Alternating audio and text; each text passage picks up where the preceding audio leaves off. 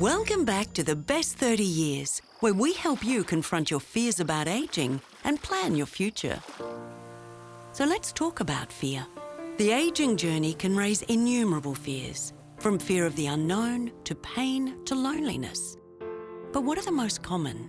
I think people have got a few financial fears in retirement. The first and probably the most common one is that they're going to outlive their money. For more and more people, they're carrying debt into retirement, so how they're going to service that debt past the point at which they stop working is a worry. And for others, the concern is about living on the pension and I guess having changes of circumstances that lead to a reduction in that pension. Looking longer term, it's about whether one or both members of a couple might need aged care. So money worries are real, and in future episodes, we'll be looking at ways to help you dissolve those concerns. But money is worth nothing if you're not well. So how does the aging journey affect our health? Nobody fully understands what aging is. There's a few things that go on. One is we kind of rust from the inside out. And there are things that speed up our rusting. High blood pressure, smoking, air pollution, even chronic stress, they speed up that rusting.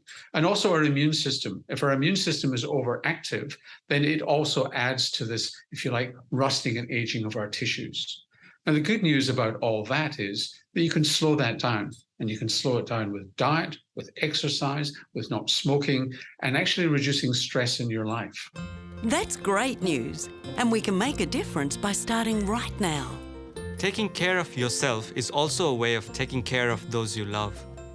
But taking care of yourself is more than diet, exercise, and reducing stress. It's also about reading the changes in your body and acting on them. From circulation to sleep to eyesight and hearing, because these issues can change who you are, how you relate to others, and the quality of your life. Traumatic life events such as bereavement or retirement, retrenchment, life-threatening illnesses always put our mental health at risk because they very often involve an increase in social isolation. It's understandable that bereavement and illness negatively affect our mental health. But retirement? Many people spend their working lives thinking of retirement only to find themselves blindsided by emotional and social issues, and that can be very difficult for them.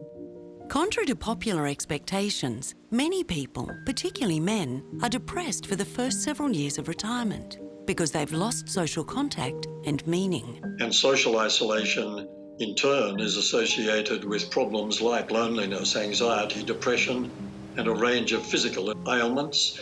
Remember that in our criminal justice system, solitary confinement is the worst punishment we can think of. We are hardwired for connection, which means our lives progress when we are in the presence of healthy relationships of mutual love and reciprocity, which means we have give in those relationships and we also have contributions to make. That's what leads to long-term, prolonged health for us all. It's not easy to reach out and connect, but it's worth it. Not only for yourself, but for your loved ones. They have a life too, and can't be expected to be the source of yours. Let's call this Fran's story. Fran's mum and dad moved to be near her. Her dad died 3 months later, so her mother has no community and all her loneliness and problem fall on Fran. She wants to be there for her mum, but it's overwhelming her. More and more research is revealing the negative physical impacts of loneliness on our health. Current views are that loneliness is as bad for us as smoking 15 cigarettes a day. It is far better to have people in your life and almost to eat an unhealthy diet than it is to have the healthiest diet in the world, all the kale and quinoa you want, and yet to remain alone. Of course, it's not a case of either or. For great health, we should eat well and seek company. We know that one of the silent killers in later life is loneliness. Studies show that it leads to poorer health, less happiness, and even shorter lives. So we need to invest in our relationships and as a society, get conscious and creative about how older people can better access community. So how do we access community? Well, it's going to take a little bit of reaching out. You can start with something as simple as reading the notice board in your local library to learn of activities in the area. Go to the community centre Read your community newspaper for ideas. Subscribe to the local council newsletter and talk to others. Ask them what they do. Look, listen, learn. Just dipping your toe into something new can change your attitude. Have an attitude of gratitude.